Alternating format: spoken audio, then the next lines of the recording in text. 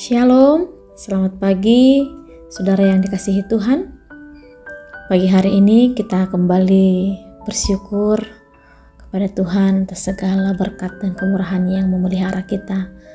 Sebelum kita melangkah lebih jauh dalam aktivitas kita di sepanjang hari yang baru ini, mari kita bersama-sama membaca, merenungkan firman Tuhan. Kita berdoa.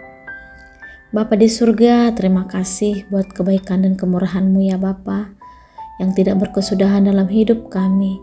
Terbukti pagi hari ini kami beroleh kemurahan Tuhan untuk boleh menikmati hari ini. Sebelum kami melangkah lebih jauh dalam segala kegiatan kami sepanjang hari ini, tuntun dan bimbing kami lewat perenungan firman Tuhan. Urapi kami Tuhan, berikan kami pengertian dalam membaca dan merenungkan firman-Mu. Di dalam nama Tuhan Yesus Kristus kami berdoa. Amin.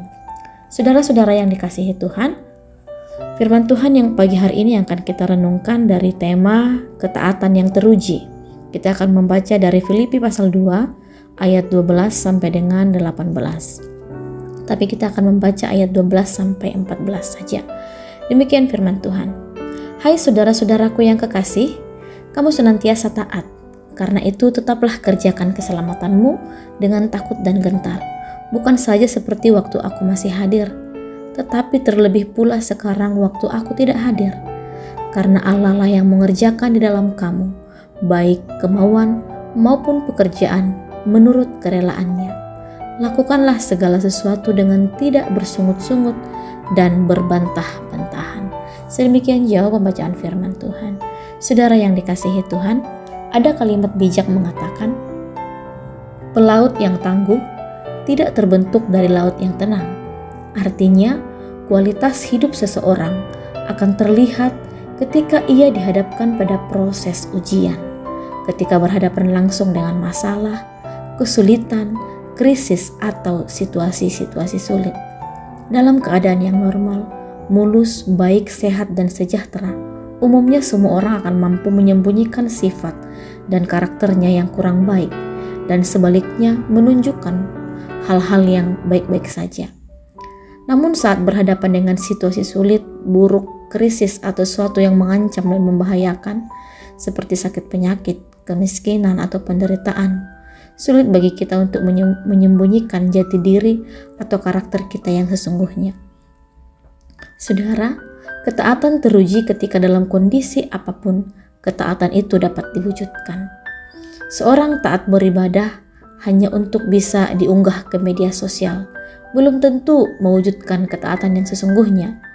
Seseorang yang berbuat baik untuk keperluan dokumentasi juga belum tentu mewujudkan ketaatan sejati. Rasul Paulus menghubungkan ketaatan dengan integritas. Mereka yang memiliki integritas akan tetap taat pada Tuhan apapun kondisi hidup yang dialaminya.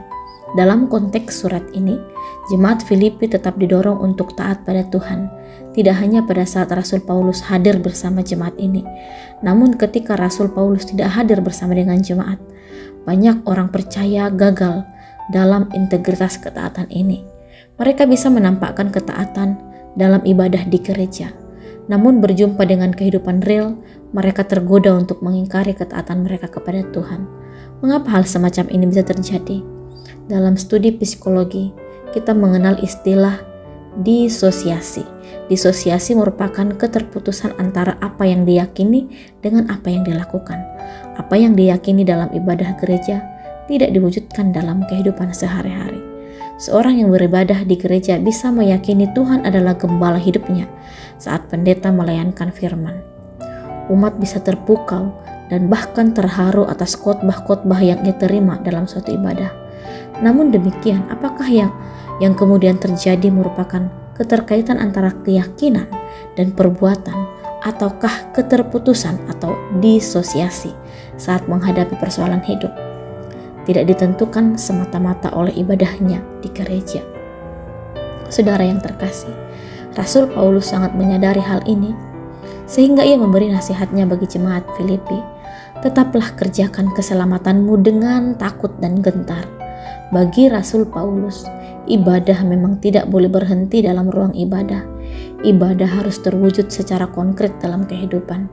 Keselamatan yang telah diterima harus diperjuangkan dalam ketaatan dan integritas hidup. Betapapun tidak ada yang melihat dan menyaksikan umat percaya, ketaatan tidak boleh mengalami disosiasi dalam perjalanan hidup umatnya. Ada banyak godaan dan tantangan yang membuat kita bisa kehilangan ketaatan dan integritas. Kadang godaan dan tantangan itu terasa lebih berat dari kekuatan yang dimiliki oleh orang percaya dalam kehidupan ini. Namun demikian, keterkaitan, keyakinan, dan perbuatan yang terjaga dengan baik pada akhirnya akan memampukan kita untuk mewujudkan ibadah sebagai tanda dan karya ketaatan.